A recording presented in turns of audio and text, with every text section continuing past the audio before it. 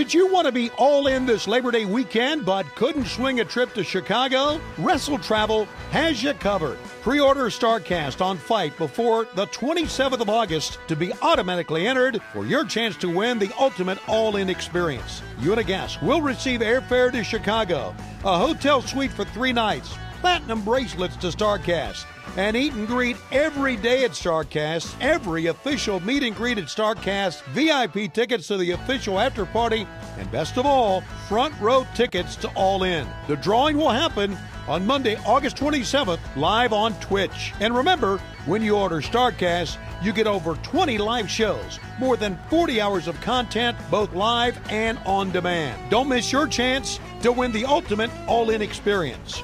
Hurry to fight.tv/StarCast and pre-order today before it's too late.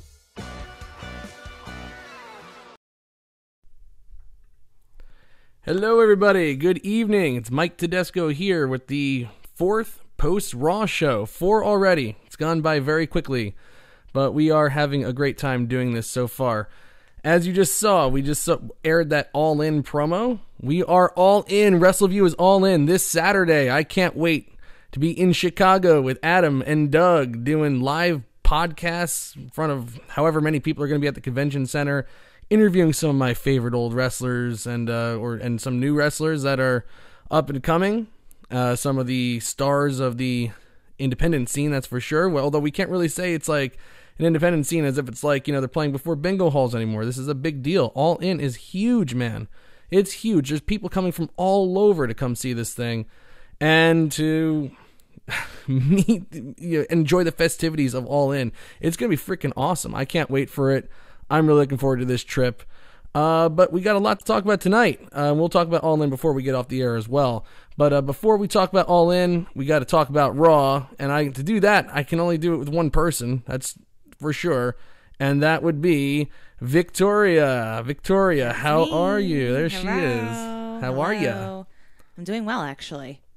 Are you? Yeah, I'm doing a lot better than I was last week. Oh. Okay, well, that's a good thing. Yes. Well, why? What was going on last week? You know what was going on last week. I know what was going on last week. For all that, anybody who's wondering what happened last week, we don't need to get into it too much, but we had a little bit of a scare with something medically, and but it turns out all is well. I'm good. She's good to go. Victoria is good to go. So, Raw. Raw. What do we say about Raw tonight? Okay. I'm going to say a CSC. You're going to... Oh, a CSC. See, Victoria also speaks Spanish. Not a lot, so don't Okay, not a ton of Spanish, but she speaks enough Spanish. I understand more than I speak it, but it was in between for me. It really wasn't the best, wasn't the worst. See, just kind of there. Yeah, it was definitely a show. I thought it started off, pretty hot, and I mean we're gonna into it with a full detailed recap, of course. I thought it started off pretty hot. I thought it was pretty good. It kind of fell off a little bit because we, of course, have to start every single Raw now with a Baron Corbin match, something that it's not conducive to starting off a good Raw, man. It really isn't. There's not much that's exciting about Baron Corbin. No. But it picked up after that. There was a lot of good surprises on this show, I thought, and a lot of interesting direction for the show as well. And of course, we'll talk about that. But there's some cool things going on in wrestling right now. And usually, like this time of the year, it's the fall. It's football season, and that's like the cop out of all cop outs that WWE kind of just is like, well, nobody's really watching us, so why don't we just throw in the towel for a little bit? I hate that excuse. It's like, well, what about us? What about the people that are in the chat with us right now? Raw was a show, according to Jamel. Thank you, sir.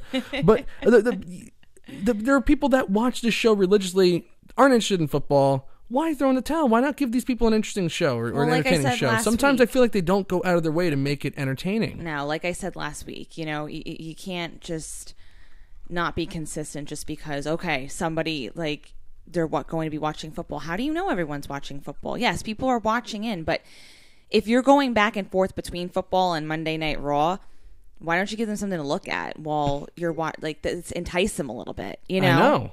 I know. I agree. So that's that's the Raw in the fall. So I was expecting like, okay, well, SummerSlam's over now, and it's just going to go off the tracks, or we're going to get stuff that's just not all that exciting. But tonight, if this is how Raw, this is how the summer's going to, the fall is going to be, with some interesting things, we might be in for a pretty good fall, I have to say. So I'm excited. I don't know. This Raw kind of got me excited about some things. So let me I want to bring up the Twitter poll before we do anything else. You know how much. Oh, that infamous Twitter poll. You know how much I love the Twitter poll, and I'm going to try to do this. I'm kind of curious with this week because, there's certain weeks I can predict. I'm like, all right, it's going to be in the higher percentage. It's going to be in the lower percentage. But with this one, I'm not so sure. Okay, well, what do you think? What do you think it's going to be so far? Well, I put it out maybe. Okay, so it's 11:37. I put this out at 11:19. Okay, well, 25 votes so far. For me, it was a thumbs down, like overall. Ooh, well, wow. It was for me. So I don't know. Maybe this is just like a ballpark. 60, like 40. I don't know. 60, 40, like thumbs up, thumbs down. I don't know. Okay, well, let's check it out. Let's see. It is 48% thumbs up, 52% thumbs down. Okay. Everybody's kind of like... yeah, everyone's like me. They're just kind of like, in between. I don't really know how I feel about this right now. Yeah, well, no. That's the issue with, like you said, you can't you can't say it was a bad show. Can you really truly say it was a bad show? I can't say it was an awful show. No, I definitely can't say it was an awful show. Just not my favorite, but it had its highs, it had its lows, and it was just there for me. Okay. It wasn't really much of anything. And I don't know if I'm coming off like a high from last week with SummerSlam weekend and going to 4 shows in a row, but I don't know. It didn't deliver like it normally does. And something exciting happened at one of the shows as well that we will also get into when we talk about it. I can't wait to talk about it. About the I don't know how we forgot to talk about it. There's just, you know what? It's like so much happened during SummerSlam weekend, or those 4 shows that we went to. And when we recorded the show last week, we only had gone to 3 so far. We also went to SmackDown. Right. Which I don't know how to say this, but like SmackDown was like the second best show that we went to that week. I know.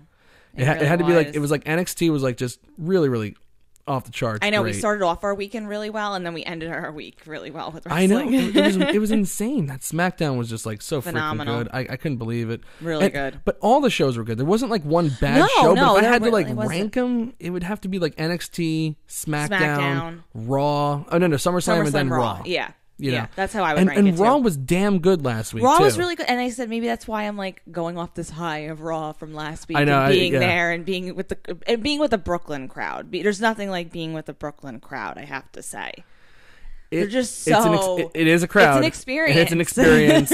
It's something. I guess we could say that. It's definitely something. But we love you, Toronto, as well. Yeah, we love Toronto. Sure. No, do they deserve SummerSlam though? I don't know. Well, if we got SummerSlam again, fans were going to be extremely pissed. You know what? Fans are going to be mad no matter what. No, you give them what they want, they're mad. Right, but if we got it again, there kind of would have been an uproar. I know, yeah, because 4-year contract. Well, it was a 3-year contract, right? Yeah, I mean, Los Angeles had it from like 2009 to like 2014. It was like ridiculous, or 2008 maybe. I can't remember, but it was a long time that it was in Los Angeles at the Staples Center. So Brooklyn's got a little ways more to catch up. Yeah. But the thing is that we have WrestleMania next year. So, exactly. We can't get. I want to be selfish. I want to be selfish too. I like being selfish. I'm a selfish person. It gets me ahead in life. You are a selfish person. Okay, but Jesus, like that's for another podcast. What podcast? Like wreck my husband on live podcasting? Like I don't know. Like sick woman here. But okay, yeah. So I don't even know where the hell we were going with this, but yes, SummerSlam weekend was freaking awesome. We still have more stories that we forgot to tell you on the podcast, and some stuff obviously from maybe even SmackDown if we have anything like really to share. Oh, you know what was really awesome on the SmackDown show as well, and I don't know if anybody really got a chance to see this, but I know there's probably not a lot of like religious viewers of 205 Live, myself included. It's not me. 205 Live was amazing. 205 Live was awesome.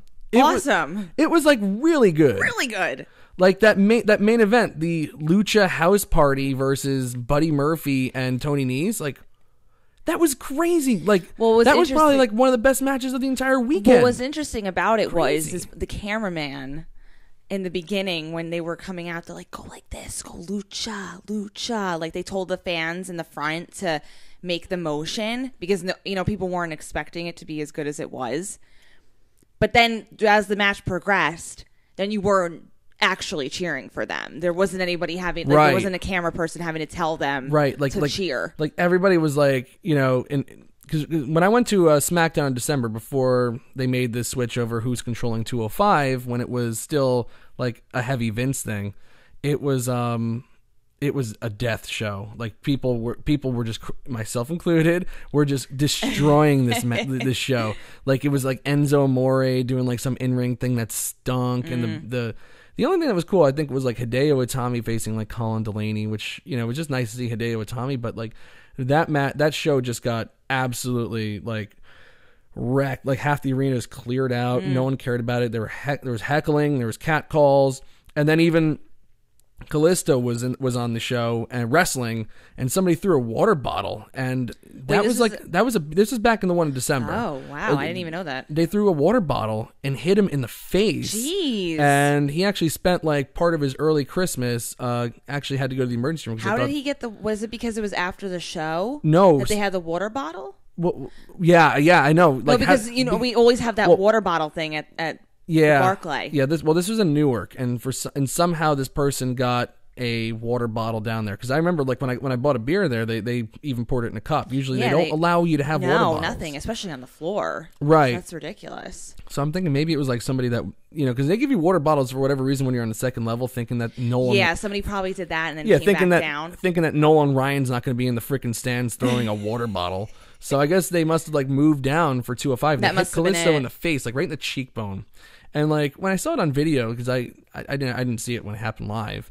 It didn't look like a bad hit, but his wife wound up sending out a tweet saying like, you know, oh, thanks to the fan that did this, because now we're spending our early Christmas in the emergency room, thinking that he actually had like a fractured. That's terrible. It was really, really bad. That's really sad. And it was kind of like, but it was really interesting to go to another 205 live now and see just how far it's come with people. You know, people still aren't interested. I'm not going to say like people were like, oh my god, yes, Drew Gulak and Cedric Alexander just tore the house down with this awesome freaking in-ring segment. They piqued your interest. They pique your interest because they pull you into it. They pulled you in. I've been watching some like 205 lives where it's like, oh, Mike, you gotta see this Cedric Alexander versus Buddy Murphy match. You gotta see what the heck's his name? Mustafa Ali versus Buddy Murphy. You got to see that. You have to see Lucha House Party versus Buddy Murphy and Tony Nese. You have to. It was that good. I was watching it and I was like, okay, well, you know, people were like committed to like not caring about the match. They really were. And as it went on, and there was just like some craziness happening, just absolute craziness. People all of a sudden really, really, really started getting into it. This is awesome chant was totally earned, and people, they were just going nuts. It was a really cool thing to be a part of. I was really, really happy for those guys, and they got me too. Yeah, I was definitely into it. Definitely. So if any match, you know, that you have to go out of your way to see from the SummerSlam weekend, if you missed all four shows for whatever reason, you know, I don't believe that there's any wrestling fans that really missed all four shows. You have to check out 205 Live. You really do. I'm just gonna get off my soapbox now, but it was damn good. And more stories to come. Yes. A couple people that were disappointed. Well, and again, this is not like a SmackDown show. We're reviewing Raw, but I am interested in people that were really upset about the Becky Lynch thing. You know, horrible booking, turning Becky and Braun heel, horrible writing. We're definitely getting into the Braun Strowman. We're going to get into the Braun Strowman thing, and I have my own theories and opinions on that. That heel turn, maybe it's a heel turn, maybe not. But the Becky Lynch thing, were you upset about it? I was at first, but when she started to explain herself as far as the crowd, and she's like, well, you weren't always there for me. That really, because I remember online we were talking about it, like that would be really, it wouldn't be a good idea if Becky turned, because she had the crowd so in her favor, especially, you know, during SummerSlam, but for me, she convinced it made sense, that like you weren't always there for me. Like maybe you're cheering for me now, but it wasn't always about me. You've always been cheering for other people and putting me to the side. And now it's my turn. So just really showcasing. I mean, that just happens with, when she explained it with Charlotte, like we've been friends for so long, but she was progressing and Becky was just kind of in the shadows of it. And she was just saying, I don't want to be in the shadows anymore. Like, this is my time to shine. And the crowd hasn't always been there for me. And I think she did it tastefully, too. I don't think she was trashing the crowd or anything like that. I don't think that would have been in her demeanor. But I think it was subtle enough where it's not going to be the worst thing in the world. Yeah, I would have to agree with that. Part of the thing about like having a good heel in wrestling is they really have to like believe in their stuff, and maybe there is like a part of Becky that's like, well, no one was making like a big stink to like try to get me pushed. I think you have to diversify your heels. Not everyone's going to be like the typical heel, and it definitely wasn't a typical turn, but she. It wasn't a typical turn. I will give you that. No, and it was just like I said, it was subtle. Yeah, right. Because they built it up like she really is getting screwed here left and right. Right. And maybe they think like, oh, they're trying to make Charlotte like the Roman Reigns of women. I don't think so. If you really think about, she is just great. She is great. I don't care what anybody says. People try to tell me that Charlotte Flair stinks, and I'm like, you stink. People just want to. You don't know wrestling. If you think Charlotte Flair is bad, people just want to pretend that like, oh, because she didn't adopt her father's skills and everything. She clearly did. Obviously, she's a natural in the ring. But yeah, if you think about it, if you really sit back and think about it. She did weasel her way into this triple threat. No doubt. So it's like, yeah, I am a little pissed off that you're all of a sudden in this match. Like, we're supposed to be, friends here, and you've gotten every opportunity given to you. Championship multiple times. Hello, look at me. Yeah. Becky Lynch. It was an interesting move. Obviously, like, we were there with the SummerSlam thing where Becky Lynch got a humongous pop for turning on Charlotte. But, just because it's like, oh my god, we're cheering Becky, they have to keep her heel and turn Charlotte heel, and we're the ones who are going to dictate the storylines. No, sometimes you have to just sit in your seat, and just go with what they give you. Follow the story. You stop. Everybody wants to write the story from the stands and be like, oh, we did this. Like that's kind of like the dangerous thing about the Yes movement, in the fact that like the crowd really did change things. Like I remember like in 2002 when Hulk Hogan came back and he was supposed to be heel. Nobody wants to boo Hulk Hogan at the time. Now I'm sure a lot of people want to boo Hulk Hogan now when he comes back. But that really influenced like that undisputed championship match. It was I believe they were probably going to go with Triple H versus The Undertaker right then and there. And instead, Undertaker lost his match, and at Backlash that year, right after WrestleMania 18, which was like featured the epic Hulk Hogan versus The Rock match, the crowd was cheering Hogan so much I was like, we have no choice but to put Hulk Hogan in the main event against Triple H and give Hulk Hogan the title. Crazy stuff, the Daniel Bryan thing. A confluence of events happens with CM Punk walking out and the Yes movement and people just going nuts for Daniel Bryan. That influenced WrestleMania 30. But now people like have that like thing like, oh my god, we can do this. If we cheer enough. They get entitled. Like I don't think like the SmackDown Women's Championship storyline is like so important that it's like, oh my god, well if we make Becky Lynch heel, everybody's gonna stop watching wrestling. That's not gonna happen. It's not going to happen, and I think they're doing the right thing with it, in my opinion. She, like I said, it was so minuscule in the way they approached it. It wasn't like I said, she started just trashing the crowd and like being like super rude or whatever. I don't want to like curse, but then it wouldn't make sense. Then it would be like a stupid heel turn. But it was fine. Yeah, and it made a lot of sense. Like, with heels, like, they have to really believe it, and it has to make sense. And to me, it really, really did make sense. I thought it was a really, really good thing. But then I was like, okay, I'm good. Yeah, it worked for me. It worked for me. It's not going to work for everybody. I get it. But like, like I was saying about the Daniel Bryan thing and the Yes movement, like now it's like everybody's like, we can write the show from the stands, and we can influence every single decision. And then it all of a sudden starts to become like more about like, this is all about us, instead of like, there's other people that watch the show too. And at the end of the day, it is just a show with people writing it. And, like I was always like, my favorite show of all time is House, with Hugh Laurie, which was just a phenomenal show. There was stuff on that show that I freaking hated. I thought it was like really, really bad. But I still watch it. You have to watch the stories play out, because sometimes you're either going to really like how it ends or you're not, but you have to let it play out. There's always sometimes. something bigger in mind. Right. Or if there's something, what's nice about Raw is that they can adjust. Like if something's really, really not working, they can make it, right. They can make it work. It's I mean, they don't always, obviously. There's certain decisions that they make that have major consequences to what actually happens and how people feel about it. But I don't think Becky Lynch's turn is for it. But anywho, I think we should get into the Raw recap. I agree. You know what? Like, I'm looking at our little timer right now. It's like 21 minutes and we haven't even talked about Raw yet. Although we did talk a little bit about it with the poll, which now I'm kind of curious to see how it's changed. Oh, it's 51%, 49% thumbs up and 49% thumbs down. I feel like this is going to be like it's going to be back and forth. You know what's like I feel about the thumbs up thing is like I feel like if I'm like entertained even like for like at least half the show, if I'm entertained by something, or if I thought or if I said to myself like, gosh, that was like really, really good, I cannot give a show that had Seth Rollins versus Kevin Owens on it in what they did in that match. I can't give a show like that a thumbs down. I just can't.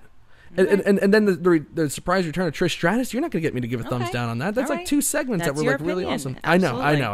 I'm just saying. It's like, of course. It's like sometimes it's like, what's your drawing? What's the impetus behind the thumbs down? Is it like how the show ends? If you don't like how it ends, like they did make a questionable decision, and I'm finding out in the live chat that there's more to this Braun Strowman thing, but I still have my own thoughts about it. We'll see, but is that like what makes you give a thumbs down? I don't know, but it's interesting. Well, let's talk about Raw. Let's talk about Shall Raw. we? Shall we? Yeah, I think we should, and we shall. I'm going to skip around a little bit. Like we can talk about how Raw opened up, but I can't go any further without talking about this awesome Seth Rollins and Kevin Owens match. I mean, like, wow.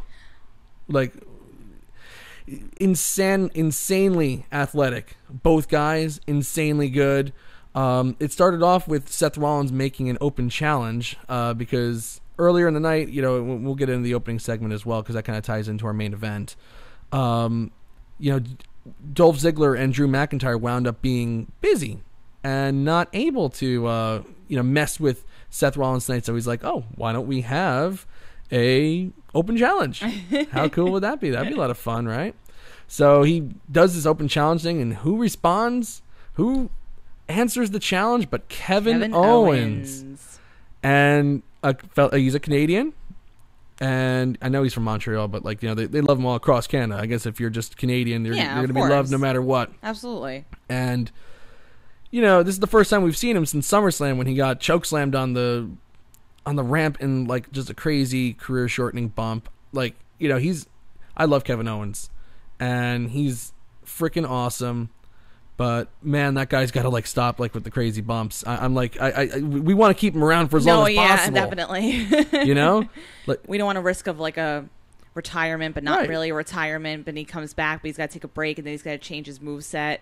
Because he just can't do it. Right. It could wind up being like a Mick Foley situation, which would really, really upset me. Where Foley had to just retire. But they both take times. chances in the ring, though. I mean, Seth Rollins is the only one who could do 3 suicide dives. Yeah, clean like that. Yeah, and not look like you're gonna break your neck. Those are clean suicide dives.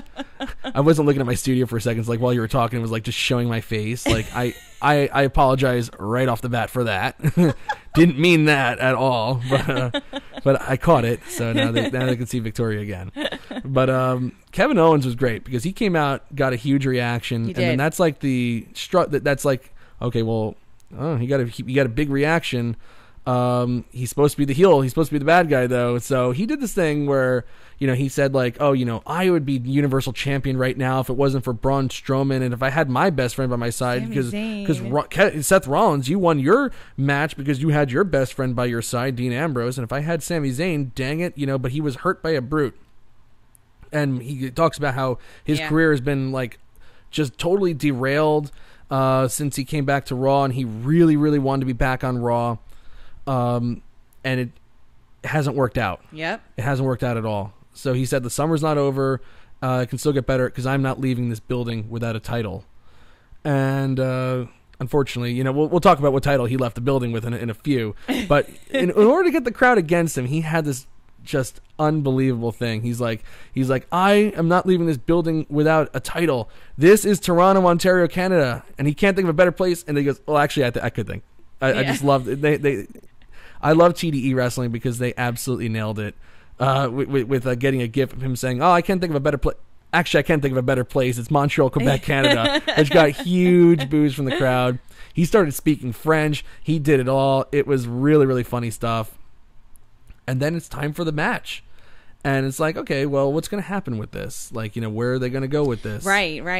And you really didn't know. There was a lot of points where I thought, like, wait, are they really not going to have Rollins keep the title? I know. I was like, you got sucked into it. Yeah, you do. I got sucked into it big time, I have to say. Because, like, the way they've been treating Kevin Owens lately, I was like, well, maybe it'll go through a commercial break, and then it's like, then it's just going to be Seth Rollins just kind of crushing him, pretty quickly. Right. But it was back and forth for a lot of it. It was 2 commercial breaks, and it was competitive. Yeah. And Rollins looked great, but Owens looked great. They have such great chemistry. They have tremendous chemistry. Kevin Owens, different styles that work together. Right. And how about like insane athleticism from like Kevin Owens? From Kevin Owens too. Like the finish of the match, and I'll show that in a moment. The finish of the match was him like just like missing a moonsault. A guy that big, like really like reminds me of like a Vader body type. And Vader could do those moves too. But it's a rare when a big man can do all that stuff. Really, really rare. He doesn't look out of breath either. Like he doesn't look like he's struggling ever. He really is cohesive with his moves. Right. Honestly. Right.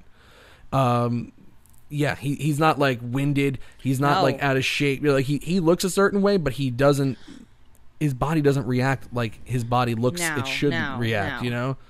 Yeah, I like this Daniel Shell fat guy moonsaults. Yes, thank you, sir. We don't like the body shame here, but yeah, he's a little large, but he's also in charge. He's got it going on. This guy.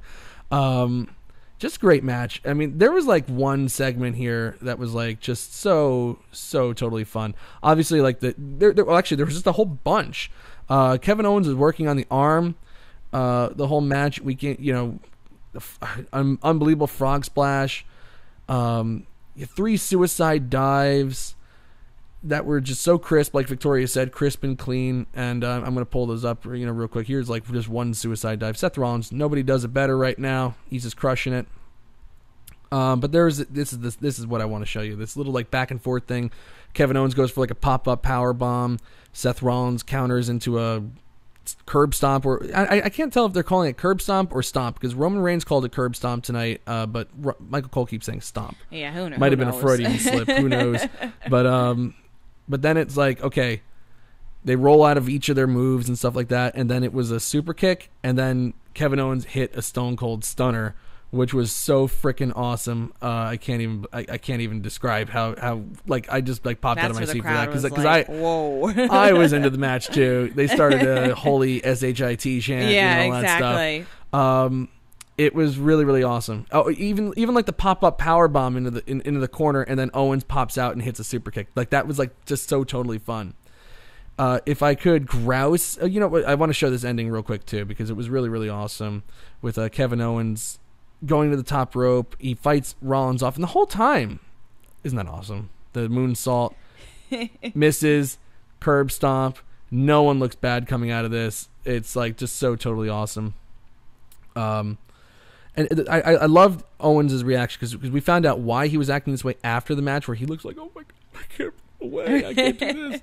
And it's like he's, I didn't really think much of his promo beforehand when he was like, oh, my career has just been like off the rails lately, this and that. But I didn't put 2 and 2 together that he was like going through like this like mental breakdown. But if you watch the match, he's like, actually, the more he tries and he can't put him away, he's like falling deeper and deeper down this like rabbit hole where he's going to eventually quit.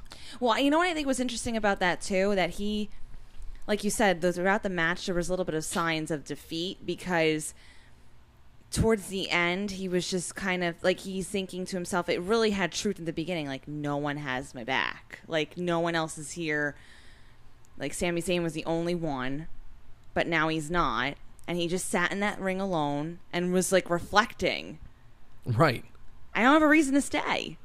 I know. It was actually a really, really cool moment, and I'm kind of interested to see where they go with it. Because in other matches previously in the past few weeks, he's had like Jinder help him out, and like, he was doing it more cowardly. But now it was like Seth Rollins beat him clean. Like there was no assist.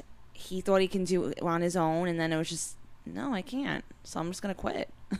Right. And since coming to Raw, it's been like he's been inundated with like a feud with like Bobby Lashley, and with Sami Zayn also involved in that, and quick losses to Strowman at multiple or he actually won at Money in the Bank, but or Extreme Rules. Sorry, he won at Extreme Rules, but you can't really call that a win. He got thrown off the cage and won, but at SummerSlam he was squashed like a bug. Right. And then it was like, okay, what's going on with Kevin Owens now? So now it's like this interesting thing. He quits. Some theories say that they're trying to turn him face, which actually would be interesting. I'd actually be kind of curious to see a Kevin Owens face, but he's just got like such a natural heel persona. I think it could work though. But maybe it's like he makes like a big like desperation thing, and because Roman Reigns after Braun Strowman, if he survives Braun Strowman, is going to need some opponents too. That could be Kevin Owens, right? And I see, I see every now and then we're dropping a few frames here, but the people listening to us on the podcast, they get us, totally clean. But unfortunately, sometimes we drop a few frames, so sorry about that. It's my internet a little bit, but anyway, I gotta say, this match really was, and I have to agree with Quentin Walters here. He says this match was a masterpiece. I have to agree with that, but I agree too. If I'm gonna grouse and get on a soapbox a little bit here, There was a move in this match, and I've been meaning to mention this for a while in my recaps when it happens. I really don't want to talk about this. I know, but I have to talk about it because it's been bothering me for a long time, especially when they brought it back. It bothered me for a long time, the use of the crossface, particularly in Canada where Chris Benoit was from. I don't see any. I know. Victoria does not like this. I'm playing my ears. Yeah, it is such a sad thing, and it's like, I think what gets lost in the whole entire Chris Benoit thing is like the real human tragedy, because now it's like you always have some jerks whenever we go to a show that like wants to start a Chris Benoit chant. It's like you're forgetting that this guy is a murderer. That's all he is, just a cowardly, despicable murderer who killed his wife and then killed his 6 or 7 year old son. That move, every time I see the crossface, like hits me in the face. This like the darkest time that I've ever had being a wrestling fan. The darkest time that I've ever experienced as a wrestling fan. Way bigger story than the Montreal Screwjob ever was. Way bigger than anything in wrestling history really was like this Chris Benoit thing, and it almost brought them down. Whenever I see the crossface, it brings me back to that time. And I just don't think that move should ever be used in a match again. There are obviously some people watching now that never saw Chris Benoit wrestle, so they don't have those same thoughts. Right. But Chris Benoit was like, was like one of my favorite wrestlers of all time, without question. When I wanted to be a wrestler when I was a kid, when I thought that, when I was a teenager that I was going to get really big one day, and, like Chris Benoit was the same height as me. I might actually have been a little taller than him. I'm not sure. But I always thought that, like, this is a guy who's not huge, but he's built, and I want to be like Chris Benoit. That was like that was how much I loved him. And it was devastating when, at first we thought that he just died. Because they announced that, like, him and his wife and his son had been found dead. I thought it was like, God, it had to be a gas leak. It never would have crossed my mind that he would have killed them. And then it comes out that he killed them. And it's just a total bummer to think about. It's a total bummer to, even talk about it right now. I hate talking about it. But every single time they use the crossface in matches, it reminds me of it, and it bothers me. And I just think it's just something that needs to go. And I think that anybody who tries to start a Chris Benoit chant, I'm all for First Amendment rights and stuff like that, but you got to go. You shouldn't be welcome at a wrestling event if you think that it's cool to chant Chris Benoit, to be edgy. I don't think chanting for murderers is quite cool at all. No. So that's my little soapbox. I don't want it to take away from this match. I think if you didn't see Raw, you need to go out of your way to check out this match because, like Quentin said, it was a masterpiece. Absolutely. It was really, really good. It's everything that's right about wrestling, in a way, with this little subsection of it that, to me, is wrong. But it was phenomenal. That was the 9 o'clock hour portion of the show. Again, awesome stuff with Seth Rollins and Kevin Owens. I don't want to take anything away from them by talking about some schmuck. So, let's talk about how Raw opened. Oh my goodness! People in Toronto don't really like the Roman Reigns. No, they don't. It's I was I knew I knew what the reaction was going to be as soon as he walked out. People are just committed to booing this guy. Oh, absolutely. Especially when you go to wrestling towns. It's a job. Yeah, it's like, okay, well, we just have to. You just have. They feel like they have to do it. And it was fun. He looked like, what I like about Reigns is that he looks like he has fun with those reactions. Yeah, no, definitely. He laughs it off now. Years ago, no, definitely not. But he really does have fun with it, and I think it drives him. He used to use it as a negative, but now he's definitely using it as a positive to work his way up. So I thought the opening started out strong, and I had very high hopes for it. Obviously, as more people kind of came in, fell flat for me. But what's interesting about what now? That the fact that when Roman came out and then when Strowman came out, I was like, wow, I really like this face versus face, rivalry going on. Yeah. But then obviously the end of the night, totally took me by surprise. But I like that those their interactions with each other, because I think Strowman, for as big as he is, really works well as a face.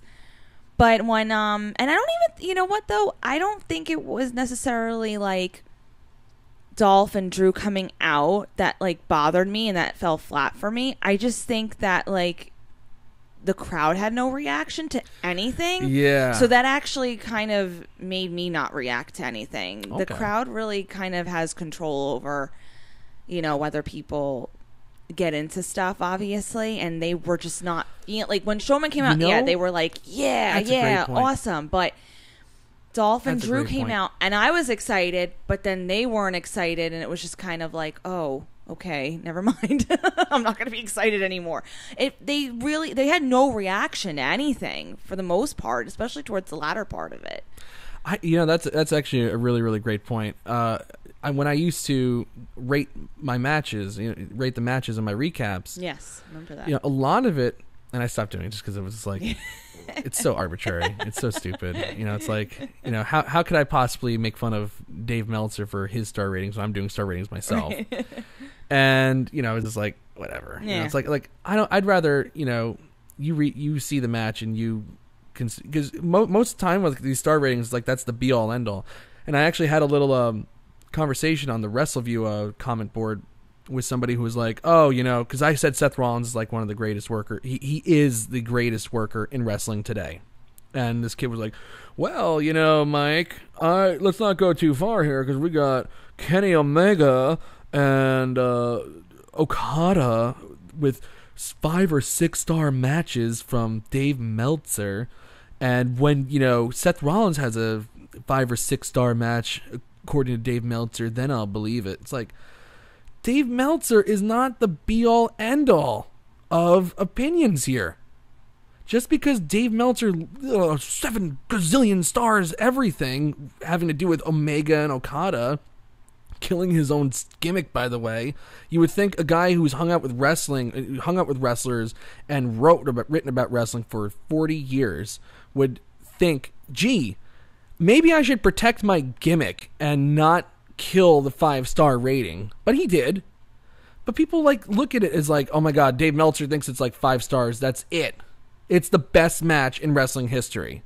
And because he has like some bias thing against WWE, we cannot, if he gives like anything low on a WWE match, it's like, well, it wasn't that good. But you know what? If you watch it, you're like, damn, that was actually a really, really good match. You know, he just won't give them their props. Well, he just goes into it. No, he goes into it with a bad perspective. So yeah, well, he knows who his subscribers are. It's like, you know, it's just people that want to crap all over WWE, and if that's what you're looking for, you're going to do your, you know, that's where you want to go, I guess. You know, we want to be a little more objective, and you know, God forbid objectivity. You know, instead of just saying like, oh, WWE's the worst, WWE's the worst. They're not the worst.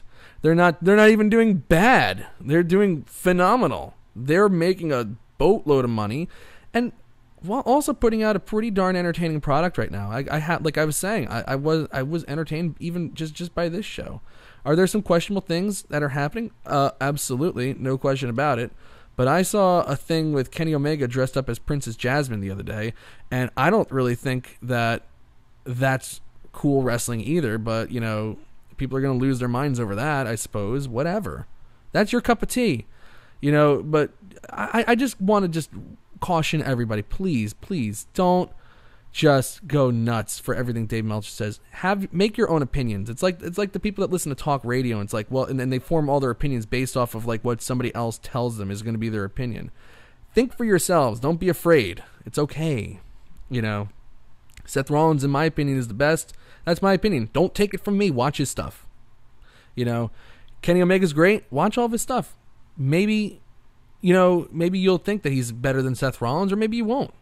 Who knows? But don't let, you know, some guy who's got some bone to pick with them make your decisions for you. That's, again, I am like the soapbox king tonight. Yeah, I don't know what's going on. What the hell's going on with me? You were talking about the crowd and then like the reaction, and you just went on a tangent. Right. Oh yeah, that's what I wanted to say. Jesus. I'm sorry, you know, but okay. So when I was rating the matches, I don't know where this came from. I'm sorry, but when I was rating the matches, I used to heavily rate like based on if the crowd liked it and made noise for it or not. You're right, you know, because Victoria was just saying that, like, you know, the crowd does kind of influence how you view it at home. You know, if they're not into it, you're kind of not going to be into it either. I thought I was doing something wrong by getting into it. Like when Drew and Dolph came out, I was like, "Yay, this is cool!" Right, and then it kind of like flattened out. And then I was like, "Oh, oops!" Like it's like, was I not supposed to do that? Well, before they came out, and this actually is kind of like, you know, some big news. They have they actually agreed that Strowman is going to cash in September at Hell in a Cell against Roman Reigns inside of the Hell in a Cell. So that's actually big news, because it's not very often that the Money in the Bank contract gets cashed in ahead of time, or you're at least warned that it's going to be cashed in ahead of time. To me, that's a face move to let him know that you're going to cash in ahead of time. You know, so it's like I can't really say that like that Braun Strowman is going to be a heel, especially when we talk about the stuff at the end of the night, because it's such a face thing to do. There's a guy on the Wrestleview comment board, always goes by the nickname of JFJ. Oh, I know. I looking at the same comment as myself. I gotta say, this guy is either like just like autistically good with wrestling, or he's just got the best Google skills of anybody I've ever seen in my entire life. No, you're really good, JFJ. Yeah, he's good. I was going to read it actually, but I can't. Please be my guest. I can't though, because I can't see. Oh, you don't have your glasses? No, I have contacts. Okay, I'll try, and then all right. So I'll try it, and then you here. And you just fill in the rest for me. Oh boy, here we go. Sorry everyone, my eyes are horrible. When your dad said I had good eyes yesterday, I was like shocked, because my doctor keeps telling me every week, well, every time I see him, that like your eyes are deteriorating, but whatever. Anyways, now I'm going on a soapbox. All right, so this is the third time a Money in the Bank cash-in has been announced in advance. The first time RVD beat John Cena at the second ECW One Night Stand on June 11th, 2006. RVD had announced. I'll take it from here. Your eyesight is the worst. It's the worst. I can't see it. Now it's like starting to sound like you can't read. The computer's so like I just can't see. I'm sorry. I know. Everyone. The way we have our camera set up, like Victoria's computer, is like a little. I'm sorry. Okay, everyone. All right. I apologize. All right. So Go I ahead. do remember when RVD cashed in or announced that he was going to cash in at One Night Stand. What happened here? Where am I? I cannot transition back. I'm going to do it quick. Okay, whatever. I do remember when RVD said he was going to cash in. That was for ECW. But also the second one was John Cena announced that he was going to be the first person to cash in the briefcase. Or not the first person, but the second time it happened was he was going to do it on Raw 1000, which made you think like, oh my God, CM Punk's going to lose the WWE title to John Cena. Right. And of course, he lost by DQ, also becoming the first person to ever lose his Money in the Bank opportunity, which was an interesting move at the time as well. Mm-hmm. I know. Yeah, we're professionals. I had like such a spazoid moment where I couldn't I couldn't transition back to the screen. I don't know why I was pressing the damn button. It didn't work, so I had to do it manually. Ugh. Sorry. Whatever. Sorry, I can't read. She can read, but I can read. I just can't see. Not a good representation for you. No, I'm sorry. But so that's some big news right there. Strowman's cashing in at Hell in a Cell, and that brought out Dolph Ziggler and Drew McIntyre, who at first I was like kind of curious, but they actually had a really good backstage promo where they said like explained why they wanted to face Strowman and Reigns, because Reigns' body is broken and Strowman's mind is broken because he failed on 2 cash-ins already. So they're ripe for the pickings. And it was an interesting thing. But then we also are supposed to now think that it was a deal with Strowman and Ziggler and McIntyre to turn on Reigns. So that interesting stuff. Also brought up Baron Corbin. I cringe every time he comes out. I really do. He's the worst. And then him coming out, I know like you said it's a heel thing, him coming out pretending like he's making this tag team main event, blah, blah, blah, blah, blah. It just... And why is it like the 3rd week in the row we're getting like the first match with him in it? It's so annoying. I don't know. They see something and... Well, none of us are seeing it, so bye. This is something where like you listen to the crowd, okay? It's not working, so stop. Like really stop. It's almost like I'm actually annoyed right now. It's almost like a war of attrition now. It's like, well, damn it. It's like they're mad at us. They're just like, we're gonna get this guy. We're just gonna punish you for the rest of the week. You have 3 more weeks of detention, and there you go. Good Lord, Baron Corbin is like just he's awful. I can't think of any other way to put it. I can't think of one good quality about him. You know what? Like, other than the fact that everybody actually hates his guts, that's the only thing I can think of. Right. So that's heel. Right? Okay. You can make an argument, well, he's just being a heel, Mike and Victoria. That's just what he's supposed to do. You're supposed to not like him. Oh. Well, yeah, I guess, but also being a heel is like being like having a good character where it's like, you hate him, but like this guy's just, he comes out, he sounds like he's reading lines, number one. Always. It's like, oh my God, please don't forget. And he's always starting off raw. Like he's always just there. And then his matches. Like this match was so sloppy. This was bad. This number was one. So sloppy. His moveset is like really just like, other than the Deep Six and the End of Days, which are pretty cool moves, like his moveset is atrocious. That sliding out of the ring clothesline thing is the friggin' worst. I've seen 2 Dean Ambrose matches now, so hopefully he's retired the rebound clothesline because he hasn't done it yet. But that's it's just as bad a setup as that. And I know I've said that in the past. So I'm trying not to repeat myself, but it's not good. But like literally 30, 40 seconds into this match with Finn Balor, because he said he wants to face Finn Balor, the man, not the demon, and Balor didn't know he was going to face him, so, Balor's in trouble and whatever. Which actually, kind of like why doesn't Balor just come out as a demon every week? Like, it's just so stupid to me. I just felt bad. Because we're supposed to be in the reality era, right? And it's just not realistic to me for a guy that, just because I put on some Halloween makeup, now all of a sudden I can beat people up. I don't know. I don't know, but why doesn't he just beat people up and wear the Halloween makeup all the time? Then he could be the champion for life, like Brock Lesnar, and pick his spots. I mean, who knows? But I thought like Finn Balor looked really good for what he was working with. Right. Right. Which is an abomination of, Corbin. An abomination. What? He's the worst. Oh my God. Are you serious? That was awesome. Yes. It's all. He comes in like a hurricane, and it's like the most boring hurricane you ever seen. But it's just like so sloppy and so, blah. I know. I literally cringe. Actually, I don't know if I'm concerned for him, but then I'm like, no, you need to like get your stuff together because this is insane. I know. They're giving you an opportunity. Get it together. I know. It just. That sort of thing ain't my bag, baby. Like Baron Corbin is just not going to do it for me. He's just not going to get there. And it's like, there's like the good heat, like the good heel heat. And then there's like the heat that's like, okay, if I see this guy again, I'm friggin' turning the channel because he's just that bad. I was falling asleep. Yeah. Like intermittently when they were. And that was at the moment where I was like, oh Christ, this Raw is going to be like, it's going to be a long show. Yeah. When they did Finn Balor versus Baron Corbin, and then Baron Corbin, wound up losing. He hit Balor with a chair because Finn Balor was making his little comeback thing, and then, he said, "Oh, I forgot. I have so many jobs going on right now that I forgot to tell you. This is a no disqualification match. The match is restarted, and then he beats Balor." I was like, "Ooh, this is gonna be a long show." And then, like, the very next thing they did was like, okay, let's have a whole video package of legends talking about Undertaker versus Triple H. And I was like, oh, it's going to be video packages and boring stuff all night. Whoopity-dee. Can't wait. I am so psyched.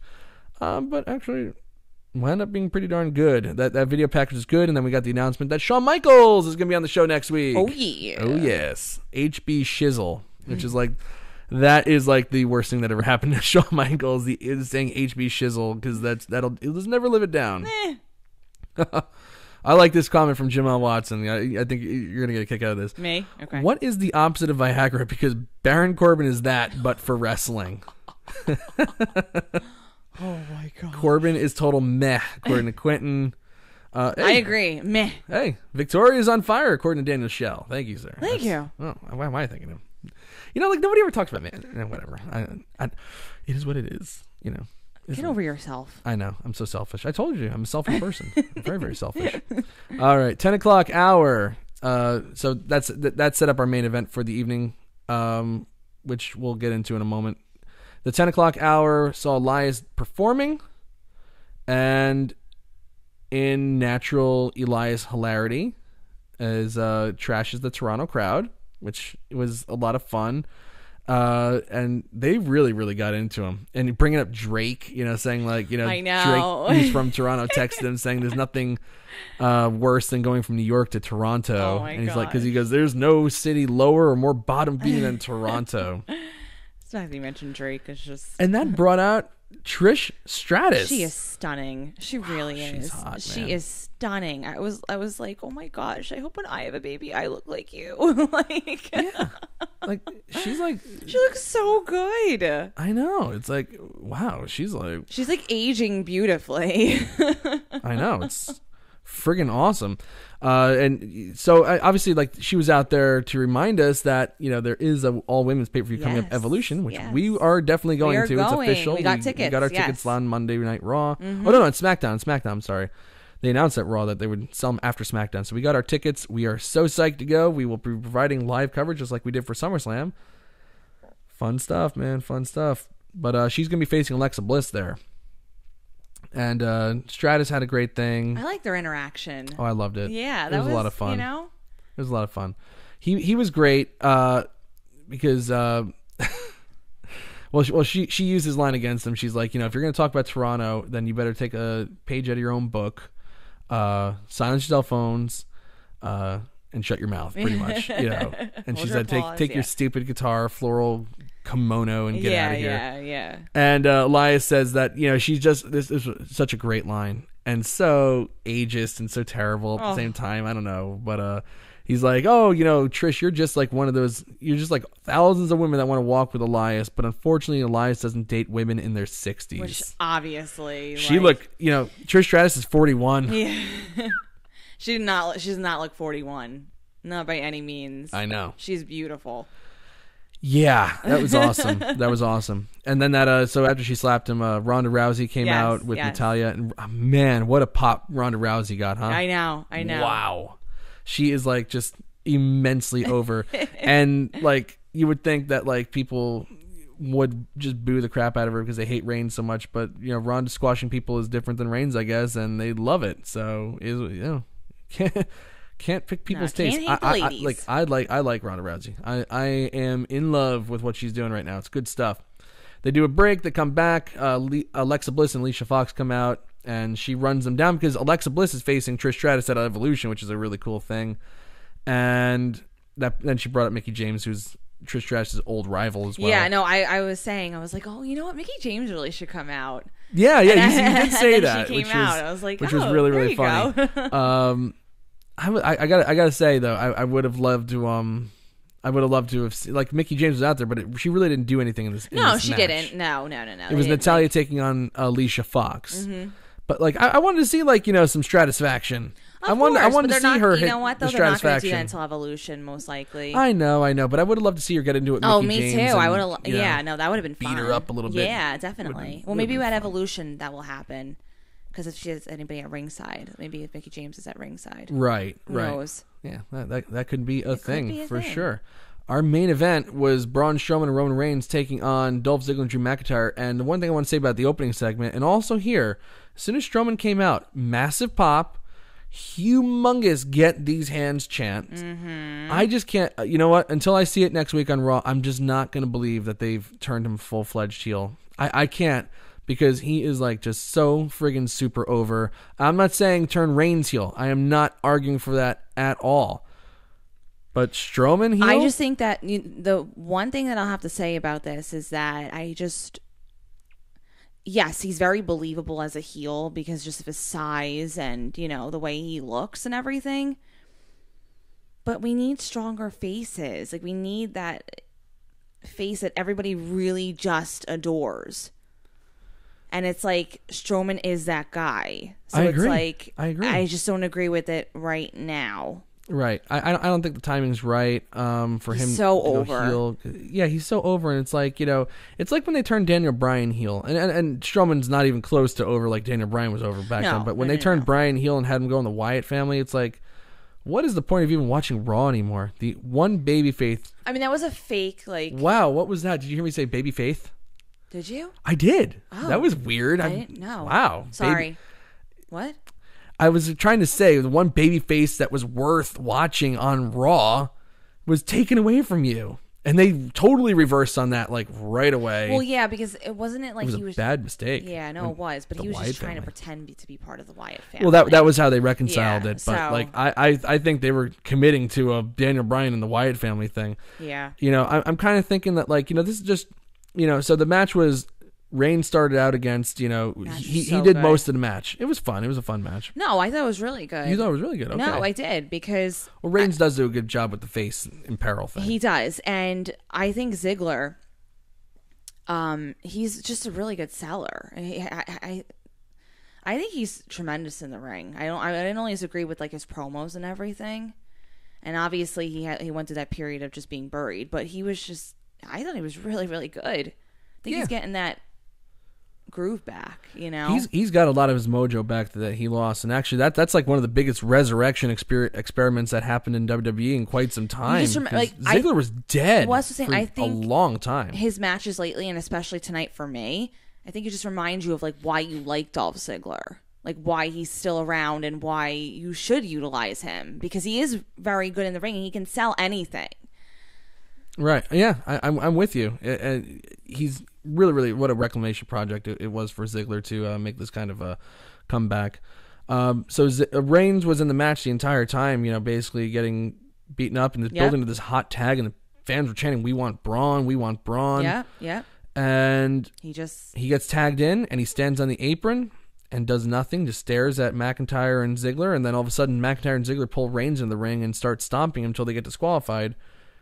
Strowman comes in looking around, then he looks at Reigns and says, "I told you I'm not finished with you yet." Headbutts him, triple teaming him. Ambrose runs down, gets quickly overtaken. Zigzag Claymore thing, running power slam from Strowman. Rollins runs down, running power slam from Strowman. Reigns running power slam from Strowman, and it's like a Shield 2.0 with Ziggler and McIntyre standing over Yeah. You know? And somebody announced that, like, WWE said, I'm sorry, it's like way back in the chat room, I can't find it now, but that it's going to be the Shield versus Strowman, Ziggler, and McIntyre, yeah. yes, at Super Showdown in October. So it seems like they might be committing to this for a while if they already announced that match. Wow. That'd be interesting. But is he really a heel? Is he a heel, or is he just showing Reigns what it was like to get attacked? Or is he just like a face that's like, look, I never told the crowd to cheer for me. You know, maybe he's just like one of those guys that blurs the lines. Like, I never said cheer for me, and I never did anything for you to boo me. If you're going to cheer me, cheer me. If you're going to boo me, I don't care. I'm just going to exist and be a monster. Well, I think if he's going to be a heel, though, I don't think he should team up with McIntyre and Ziggler. I think he doesn't need to. He should show that I'm a loner. I don't need anybody. Like, I can do anything when I want on my own terms. Right. I don't need anybody to defeat. You know what I mean? Like, you may have blindsided me last week with the Shield coming out, but I don't actually need anybody to defeat you. Right. So it's a little confusing to me for him to team up with them. Yeah. Like, he should have just kind of... It's odd. Beat everybody up. Like, do you know what I mean? Like, right. I thought he should... beat Roman Reigns up. Utilize them for that time to beat him up. Mm-hmm. Take advantage of Roman, but then beat Drew and Dolph up as well. Right. To show, like, I don't need you. Like, right. I can use you, whatever. I thought they should have done that same thing, too. So it's like, Strowman just kind of takes him out, too. Like, okay, you outlived your usefulness to me now, and, I'm still just a loner. I'm that guy. Brian Ridgely actually makes a very, very good point. If he's heel, he could have done this. He could have just had Ziggler and McIntyre beat up Reigns and then just cashed in. Because they all beat up the Shield, and he could have just cashed in right then and there. Exactly. If that was the and Jamel said the same thing. If he cashed in, that's the heel turn. I agree. So I don't think he's a heel yet. Yeah, we really don't know. Maybe he'll turn on Ziggler and McIntyre as well. Who knows? And this isn't a committal thing, but. Right. If they commit to it, I will be a little upset. Yeah. Then you're gonna get me like how people are feeling about the Becky Lynch turn right now. I'd be like that's actually a truly bad move. That's actually a mistake because it just doesn't make sense right now. Yeah, it's a strong face. Yeah. Like, I know you want a heel versus face for most of your matches, but there's nothing wrong with having a face versus face. No, like I said at the beginning of the podcast, it was working for me when they were doing the segment in the beginning. Like, I'm like, I like that face versus face interaction. You can have different ranges of heels. Not everyone's got to be the same. I agree. So why are you going to take a strong face away from Raw? I just don't get it. Yeah. So maybe who knows? We'll have to tune in next week to find out if it's legitimate or not. Know. So yeah, that's a thing that happened. So stay tuned. Find out how it goes. Find out. Let's do some quick hits right now for Raw. Now we talked about all of our big segments. Yes. We already talked about Corbin versus Balor. We did. Again, just too many rest holds. Less than a minute into the match, he had a rest hold. It went through a commercial break for whatever ungodly reason they had, and by the end of the match, which wasn't that long, a grand total of 3 rest holds. Oh, goodness gracious. Sasha Banks took on Dana Brooke, and before they did that, they had a thing with Titus Worldwide saying like, Dana Brooke was saying she wants to get on the Evolution pay-per-view, and she hasn't had a match in 9 months, but she's going to prove herself. And then O'Neal comes back and says, "Oh, I got you a match with Sasha Banks. You can go prove yourself." And I think they're kind of like trying to sow some seeds of dissension with the Titus Worldwide. Yeah. You know what I mean? Where it's like, Apollo, because Apollo said like, she hasn't had a match in 9 months. Like, why are you giving her Sasha Banks of all people? But pay attention now. When Sasha Banks made her entrance, what was she doing, Victoria? Smiling like I don't even know, like she just won $1 million. Like a total mark for herself. She knew she was winning. Awful. Ugh. It's really sad when I'm wishing for Dana Brooke to win, like in the beginning. I was the whole time like, please, for the love. I knew it wasn't happening because, like I said, from Sasha Banks, she shows it immediately when she's winning and when she loses. Right. Honestly, we challenge you. Look at her for every match. Look at every time she wins and every time she's going to lose. She shows it all. Seriously, we're gonna start now, like from this week. Yep.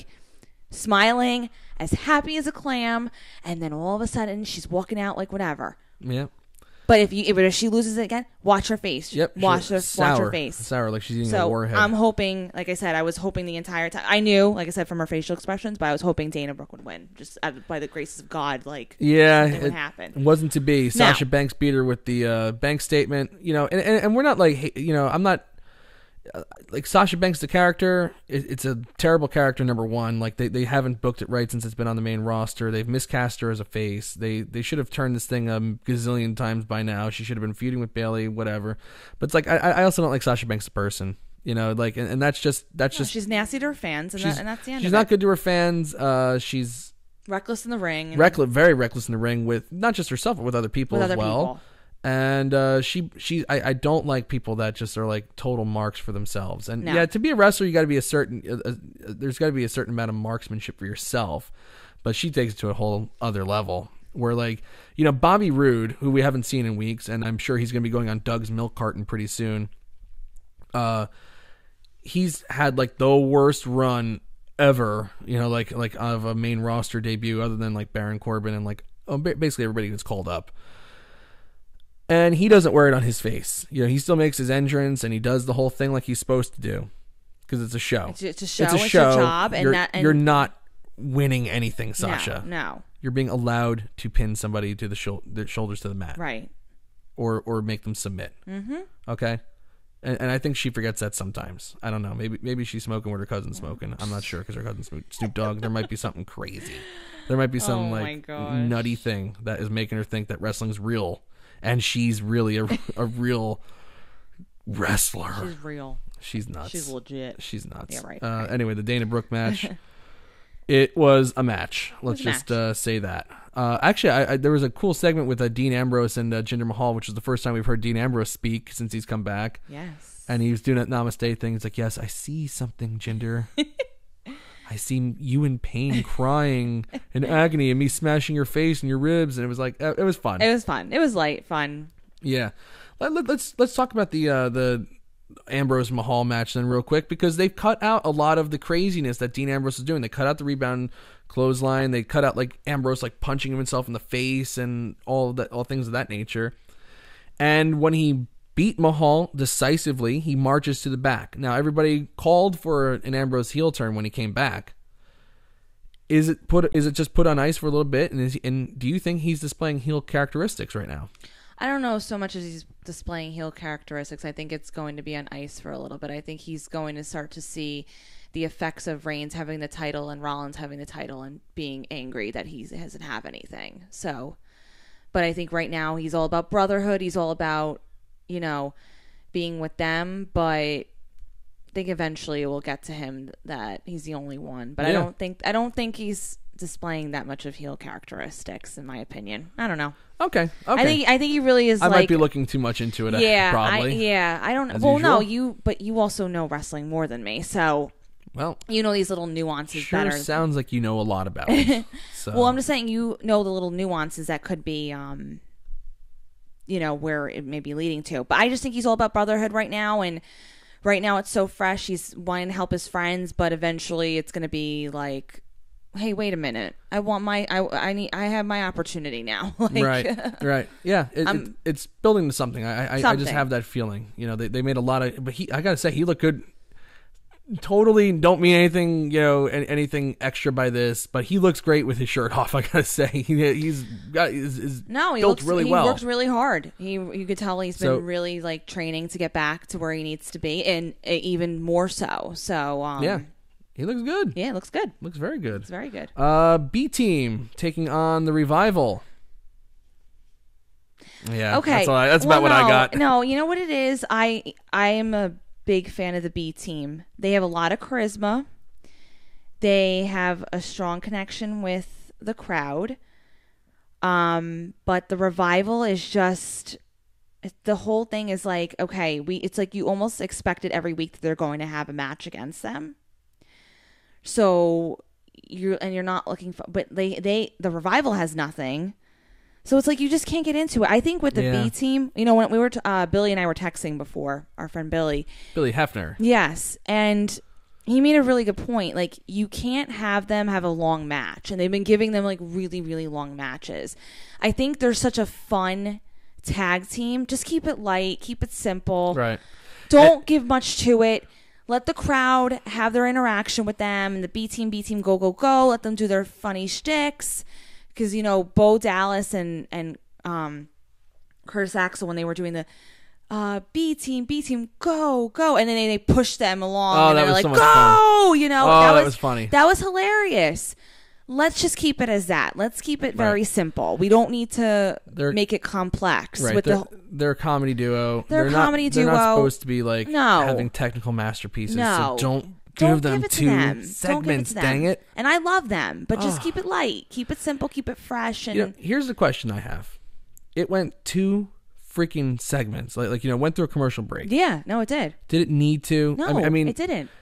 Because the main event of the evening started at 11:02 Eastern Standard Time. So, 11:02. Did the B team the B team versus the Revival? Actually, started at 11:03 according to my recap.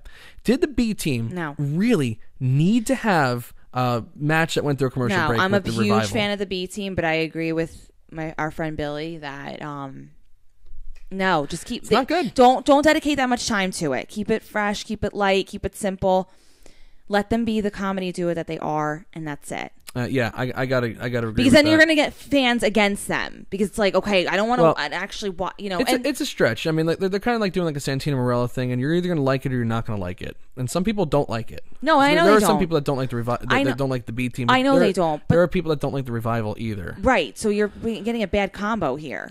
So it's like, and the Revival really are like they call themselves top dogs and stuff like that. They have they're the top guys with curtain jerker reactions. That's who the B team. That's who the Revival is. They're very stale. They don't have anything. They haven't been established. They just kind of came up from NXT, got injured, came back, got injured, right. And it's like, okay, we're just supposed to believe they're like this great tag team, right? And they're talking about all these tag teams from the past, and they have the charisma of like Hawk when he was on like massive amounts of drugs and couldn't even function in the ring, right? They don't have even close to the worst, like the Midnight Express at their worst. They don't have it.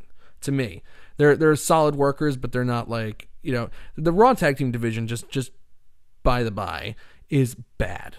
It's just not good. And then we go to SmackDown and we see the New Day versus the Bludgeon Brothers and the New Day versus Cesaro and Sheamus and whatever, and the Usos. Like, they got to work on it. They really have to work on it, and that may mean it's an embarrassment. SmackDown has an embarrassment of riches, though. I mean, like, they may have to. That may even include if the B team loses the tag team championships. But like the Revival's not the next. Is not the answer. The Revival, is just like, you made the Raw tag team division a joke, and we're gonna make it serious. But like, indubitably, they're gonna wind up being a joke as well. They are a joke already. They're not. Whatever. I mean, they're. As Cody Rhodes says, bleep the Revival. Bleep the Revival. So that's that's that. There is something to it. I have to agree with Mr. Rhodes there. Let's see what else we got. Lashley versus the Ascension. I have one word: sucked. And I also have a question: what is going on with Bobby Lashley? Left off at SummerSlam. If he had beaten Roman Reigns in that number one contenders match, it would be Bobby Lashley versus Brock Lesnar. He left off at SummerSlam. Seems completely directionless now. The best thing that happened to him, I guess, is that they changed his finisher from that boring delayed suplex. I don't know.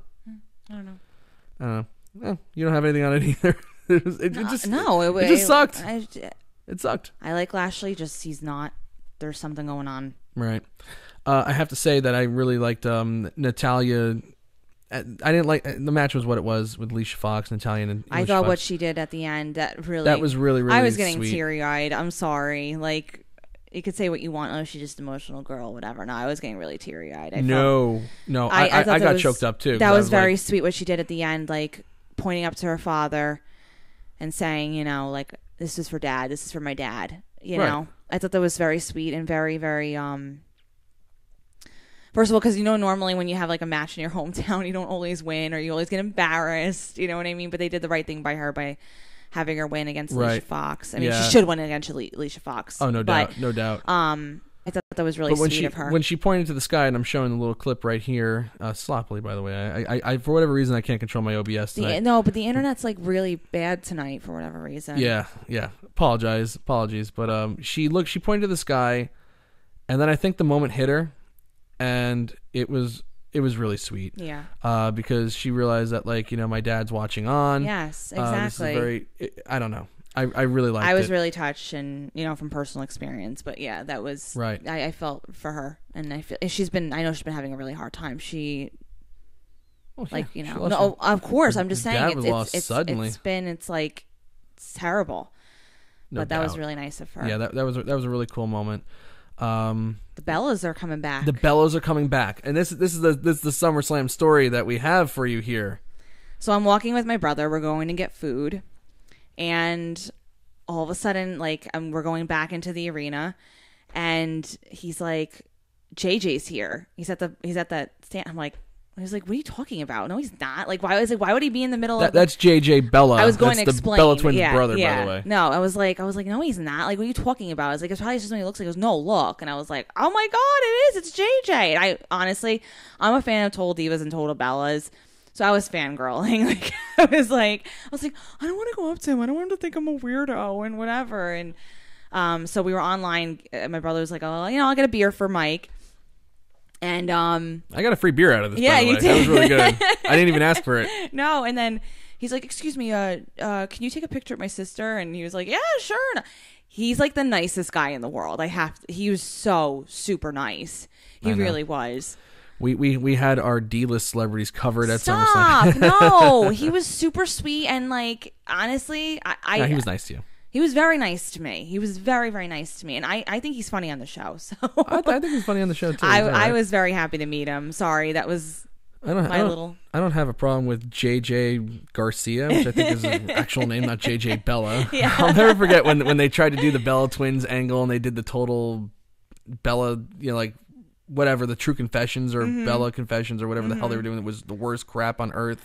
But they brought out JJ, and I remember his little nameplate said JJ Bella. Yeah, it was goofy as hell. And they had Jerry Springer or something. I don't know. But he's literally the nicest guy in the world. So if you ever meet JJ, the Bella's brother, and he said the Bellas just always rip on him. So it's a true. Yeah, it's a real life thing. But the Bellas are returning to action next week. Yes. I know they're getting a lot of heat, but I'm excited. Yes. Sorry. We're also going to see the Revival take on the B team for the Raw Tag Team Championships. And Shawn Michaels also on the show. So next week's going to be a stacked show. You're going to like this. Me? From Jamel Watson, yes. Too much drama with those shows, Total Divas and Total Bellas, I guess he's talking about. He goes, I prefer Ms. and Mrs. Yes! That is the go-to show. Season finale tomorrow. Oh, Very sad. I missed that. Only 6 episodes. I know, but they renewed for like 14 or something 14 more like episodes coming. So Ms. and Mrs. is good to go. I can't wait for it to happen. My favorite. Everybody loves it. I get everybody into the show, by the way. I literally have. We have actually like turned people onto the Miz, like not even wrestling fans. No. It's like people that just like reality TV. I'm not joking. You have to watch the Miz and Mrs. Are you kidding me? I should be like getting money for how much I've promoted the show to people. Honestly, I know. She's a total misfit, absolute misfit. But okay. So now that we've discussed Raw, Victoria, how do you feel about it now? No, I'm still gonna give it a 50. Still thumbs down. Yeah. Oh. Sorry. Okay, that's all right. I just didn't like it overall. See, like I got to give it a resounding thumbs up for me because I like I said, I cannot just give a show with Kevin Owens versus Seth Rollins and that hook line that, you know, like Kevin Owens quits. I can't give a show like that a thumbs down. I go by overalls. I know you go by like what really sticks out to you. And yes, it had great elements. It wasn't. But the show dragged for you a little too much. Yeah. When I'm falling asleep intermittently in the beginning. Yeah. It's a dangerous thing, but you have to admit that they did make a good save. It did have a good comeback. Absolutely. So that's Raw. Let's. I'm not going to show it anymore because it's like, for whatever reason, my computer is just not cooperating with me. Did you connect to the internet again from the shore? Maybe that's it. No, we're online. I mean, because you know what happens with the internet sometimes. I know. So, well, it was good. It just crapped out of me a little bit. So we have 54% thumbs up and 46% thumbs down on Raw. So people are kind of coming along to my side now. Okay. And Does that make me right? No. Well, I tried. It wasn't for lack of trying. Well, hon, we might have more. We actually know a new superstar. Like, we have family wrestlers now. Oh, yes. Oh, this is a great story. And we'll end it here after this story. Although I do want to say Quentin Walters, Nicholas Carter gave it a thumbs up. Daniel Schell, thumbs in the middle, which we don't take anymore. So, Daniel, your vote is thrown out. Poor Daniel. Nope, it doesn't count. Sorry, damn it. Daniel, I count it. I don't count it. I count it. Quentin Walters, Victoria is money. Hey! We love Quentin. Yeah, Quentin's we a do. great guy. He's a great guy. And according Thank you so much. according to these comments, Quentin also is a Bella fan. So that's good. He goes, Woohoo! Bella's baby. Quentin, All we're right. like besties. Okay. So this was just a great story. So my brother-in-law, if you're friends with me on Instagram or Facebook or whatever, there's a picture of me and my brother-in-law at SummerSlam and stuff like that. The guy is huge. He owns his own gym. He's a personal trainer. He's just gigantic. And we were leaving at SummerSlam. Me, Victoria, and Vin, and a friend of ours, TJ, who actually got me onto the floor. Thank you, TJ. And we left through this VIP entrance, which is actually where the wrestlers were leaving.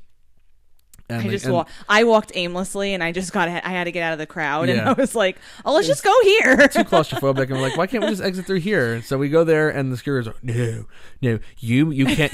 Nobody can be in here. No, somebody cannot be in here." Da, da, da, da, da. And we're like, "Why?" And they're like, "Well, it's reserved. Reserved for who? Reserved for who?" And then they look at my brother-in-law, and they go, "Oh, are you a wrestler?" And he goes, and Vin, without even blinking, goes, yeah, I'm a wrestler. I'm on NXT. I haven't debuted yet, but they wanted me to come to SummerSlam tonight just to check out the show.